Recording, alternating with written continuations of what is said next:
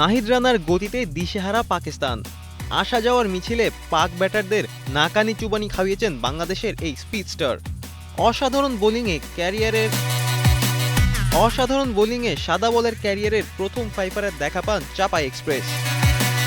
এদিন টসে জিতে বোলিং করার সিদ্ধান্ত নেন বাংলাদেশের অধিনায়ক মিরাজ।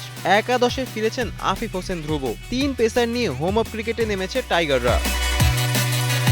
ব্যাটিংয়ে নেমে শুরুতেই হোঁচট খায় পাকিস্তান। পাওয়ার প্লেতেই ৩ উইকেট শিকার করেন নাহিদ রানা। রানার বোলিং তোপে একে একে প্যাভিলিয়নে ফেরেন সাহিবজাদা ফারহান,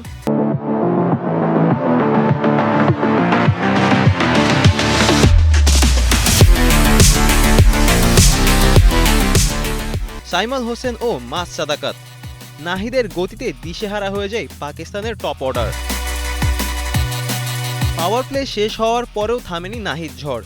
২০ ওভার শেষ হওয়ার আগেই ফাইফার তুলে নেন টাইগার এই গতিতারকা। ওয়ানডে ক্যারিয়ারের প্রথম ফাইফারে দেখা পান তরুণ এই পেসার।